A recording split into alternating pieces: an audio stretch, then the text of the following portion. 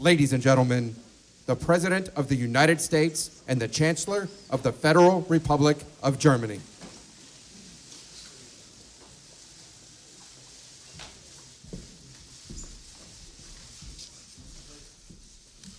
Thank you very much.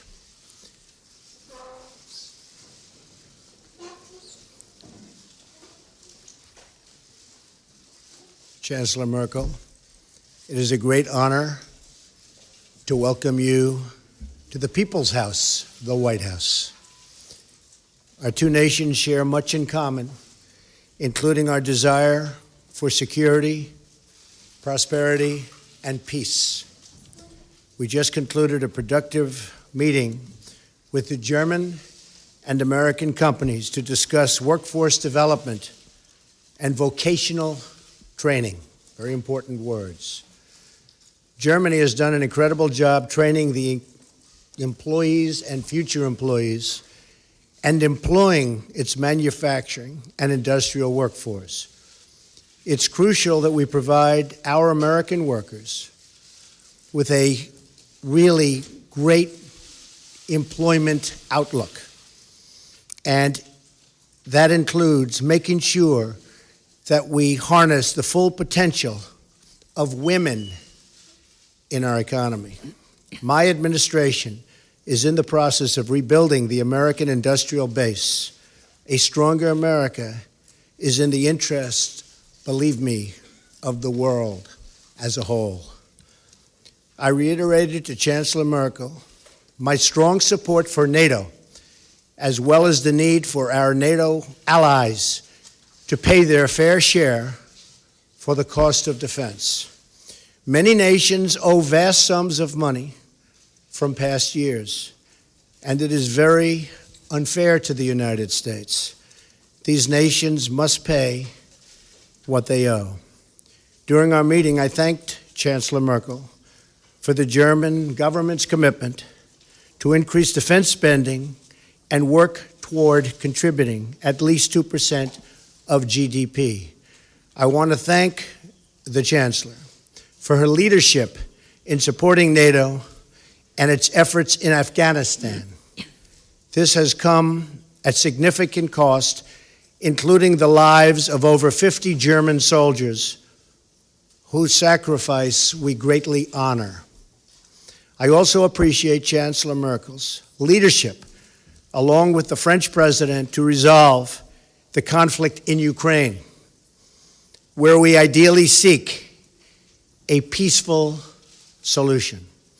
Most importantly, our two countries must continue to work together to protect our people from radical Islamic terrorism and to defeat ISIS. I applaud Chancellor Merkel for Germany's contributions, both civilian and military, as a counter-ISIS coalition member. We also recognize that immigration security is national security. We must protect our citizens from those who seek to spread terrorism, extremism, and violence inside our borders. Immigration is a privilege, not a right. And the safety of our citizens must always come first, without question. Over lunch, the Chancellor and I will talk about our economic partnership.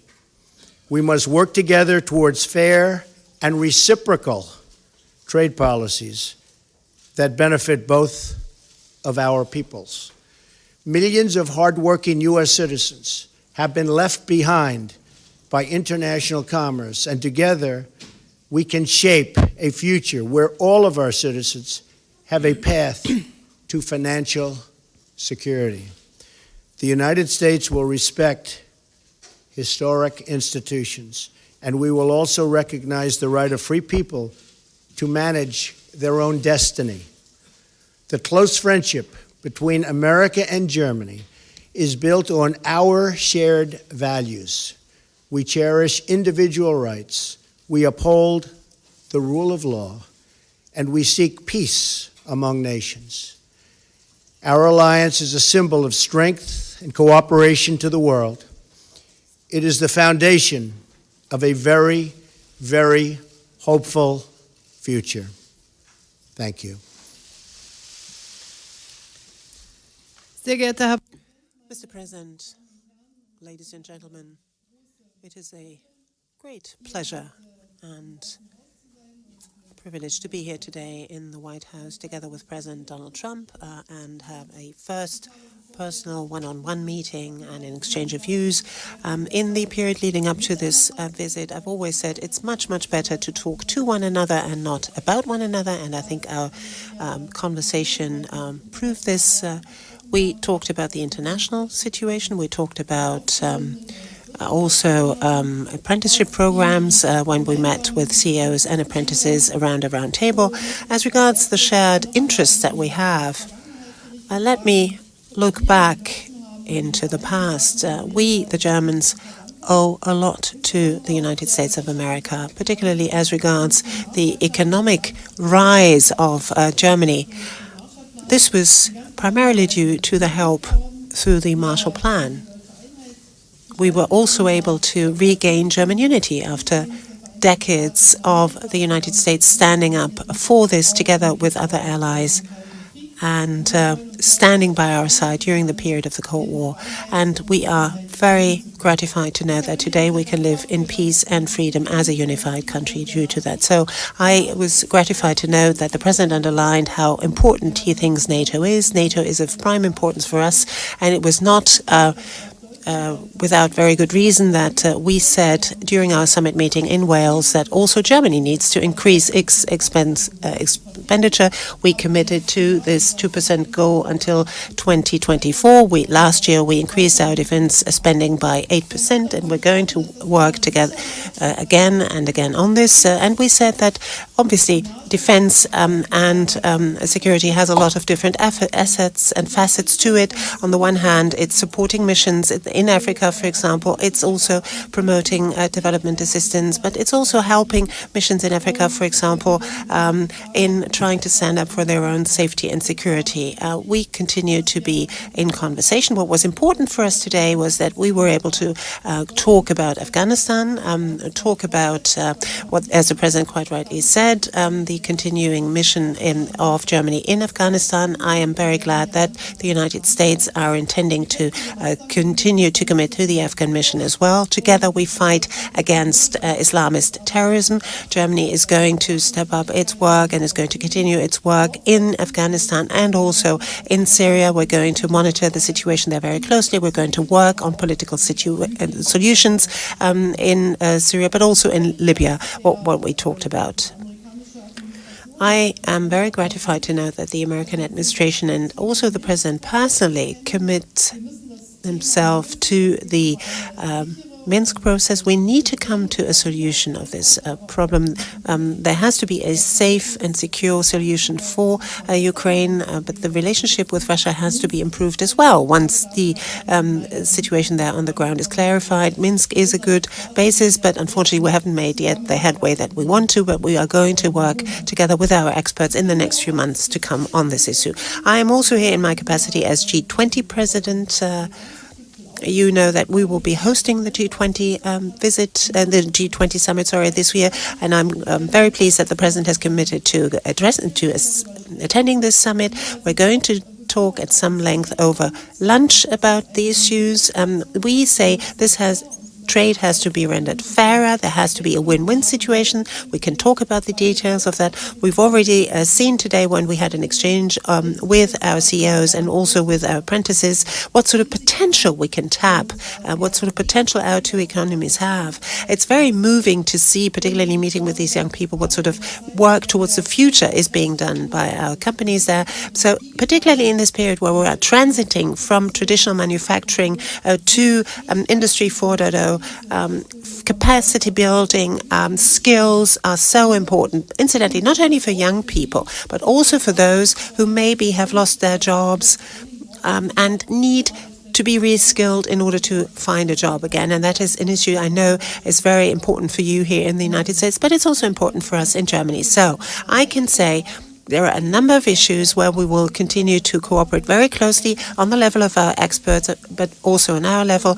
We had a very good first exchange of views, so I'm very much looking forward to the talks we will have over lunch. Thank you. Thank you very much. We'll do a couple of questions. Mark Halpern. President, thank you.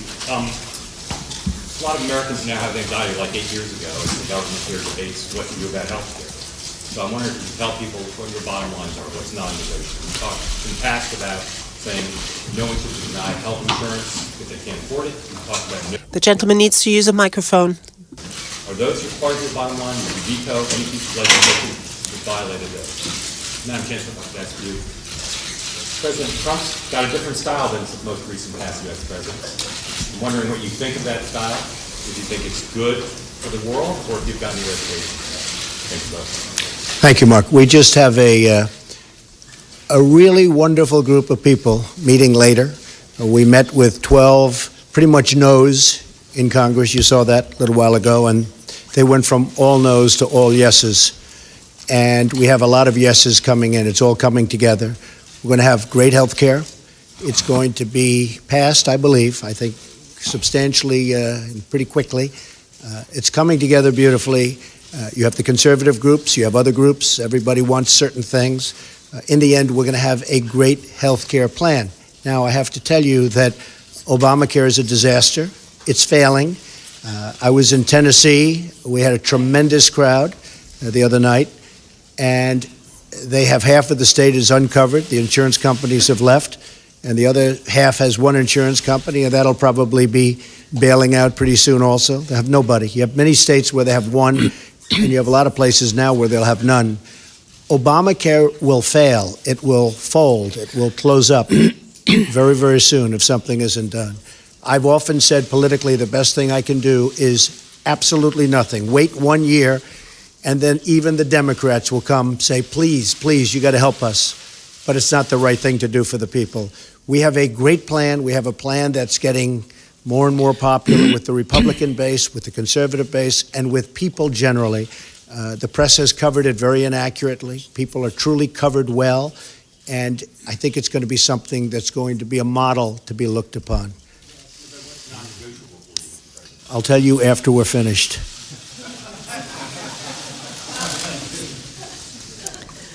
Ja, danke schön. Thank you very much.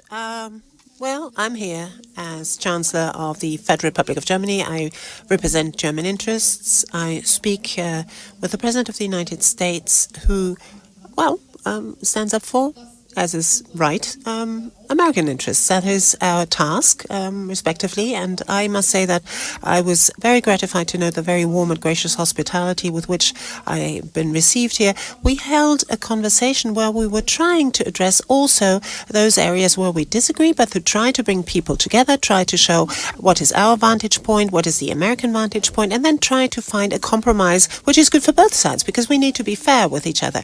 Each and everyone is expecting for his or her leader that something good comes out of it for their own people.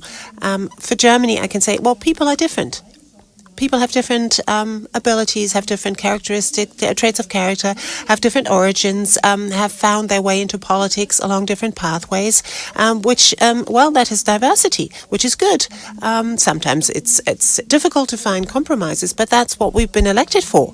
If everything just went like that without problem, well, you didn't need politicians to do these jobs.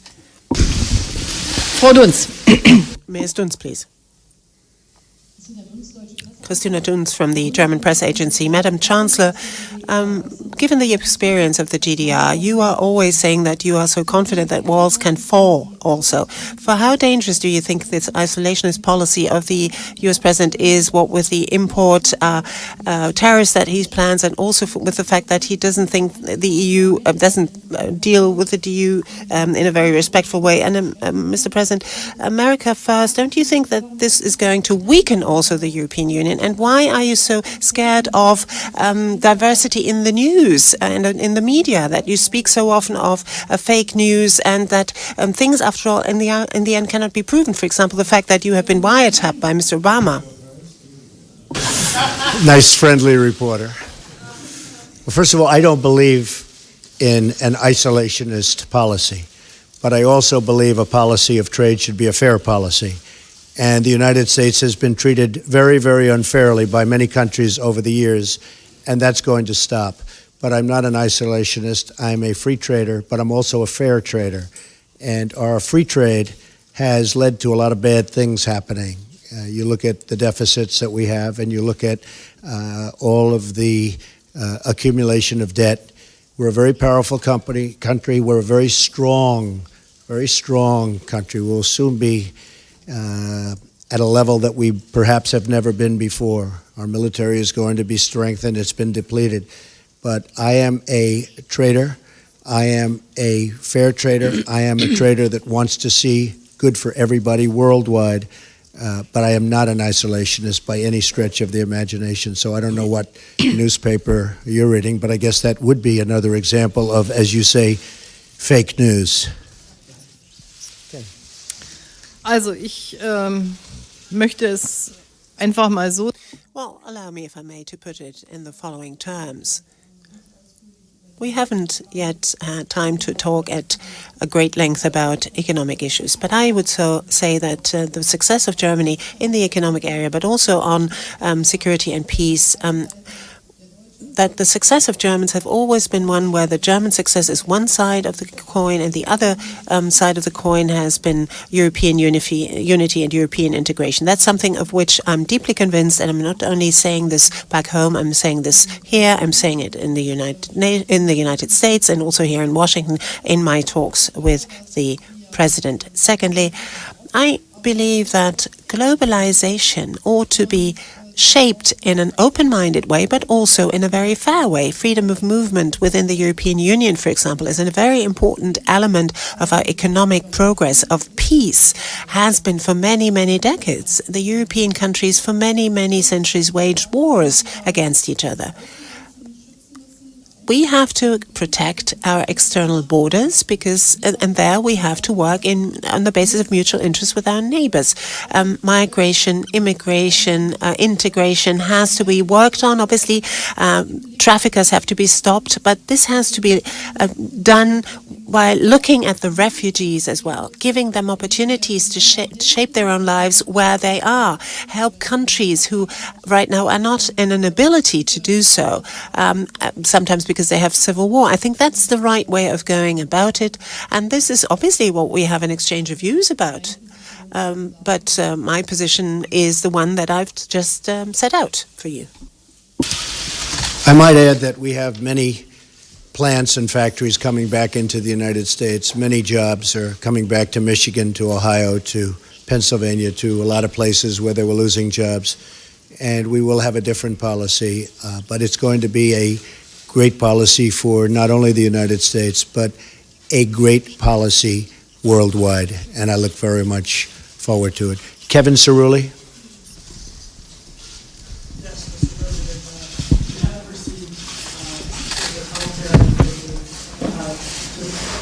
Exactly do you think would unify this Republican Party? And then in terms of trade, what areas of common ground do you think you would be able to have with German governments? And then Chancellor Merkel, what do you anticipate could be a concession point that you would be willing to give to the administration in terms of how to negotiate trade?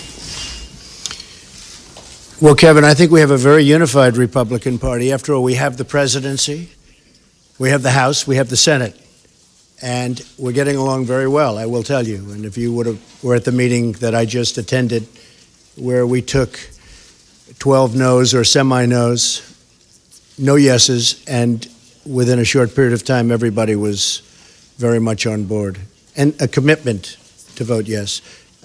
I think we have a very unified party. I think actually more unified than even the election. You see, when they talk about me, I seem to be very popular, at least this week, within the party, because we have our highest numbers, the highest numbers that I've ever had in the party.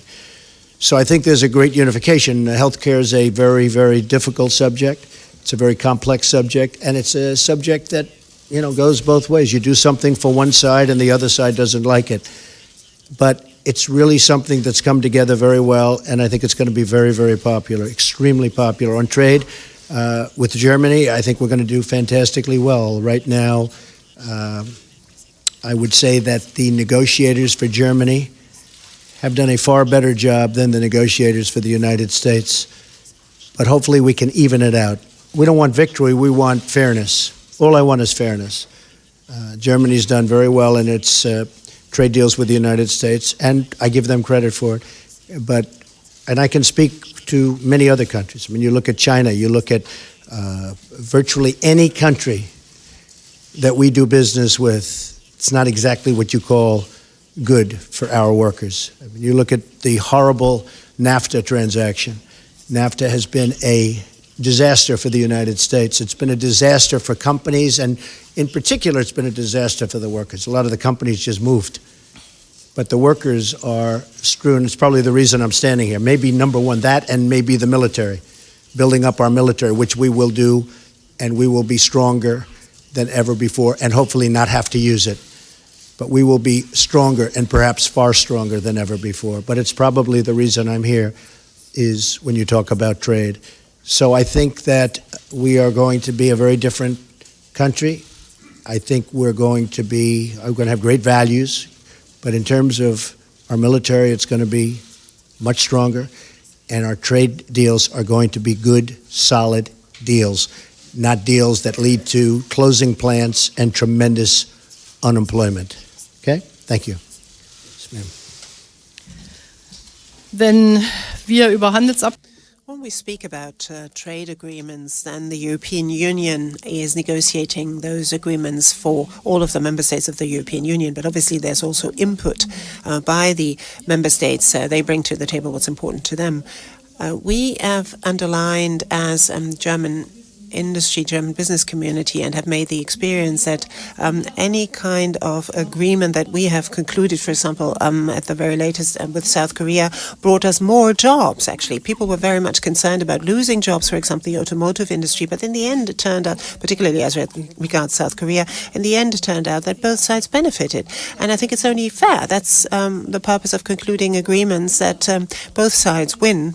And that is the sort of spirit, I think, in which we ought to be guided in negotiating any agreement between the United States of America and the EU. I hope that we can resume the agreement that we started. We have just now concluded an agreement with Canada, and I hope that we will come back to the table and talk about the agreement between EU and the US again. Mr. Graf, please.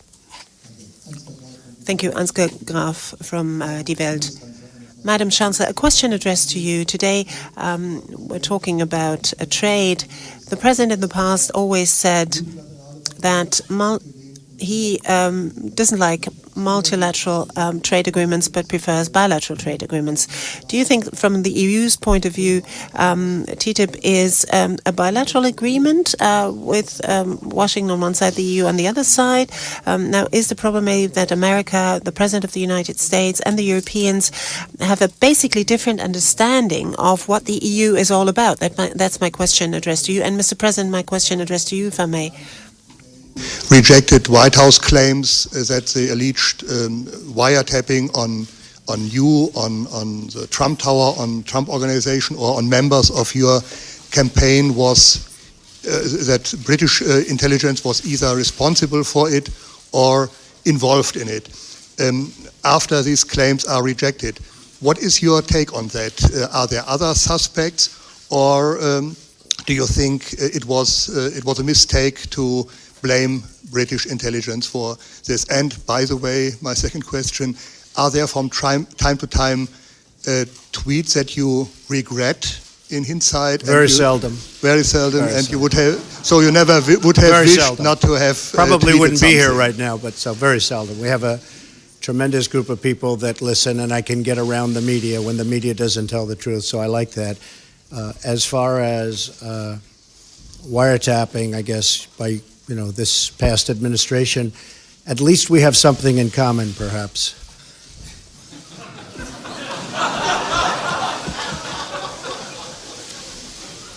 And just to finish your question, we said nothing. All we did was quote a certain very talented legal mind who was the one responsible for saying that on television. I didn't make an opinion on it. That was a statement made by a very talented lawyer on Fox. And so you shouldn't be talking to me, you should be talking to Fox. Okay? Thank you. Ja, ich glaube, dass der Präsident Well, I believe that the President has clearly set out his philosophy as to what trade agreements have to bring about for the American side as well. I personally don't think that Germany needs to negotiate and not the European Union. We've devolved our competences to the European Union, so the European Union, or rather the Commission, negotiates on behalf of the member states. So that's not going to prevent us from concluding agreements. For me, indeed, this would be then qualify as a bilateral agreement between the EU and the United States if we had it. But the question is, will it be of benefit to both countries or not? And let me be very honest, very candid. A free trade agreement with the United States of America has not always been all that popular in Germany either. There have been less demonstrations against this free trade agreement in the United States than in Europe and also in Germany. So I am very glad to note that apparently the sort of perspective on that has changed a little bit, at least in Germany too. Thank you very much. Great honor. Thank you. Thank you, ma'am.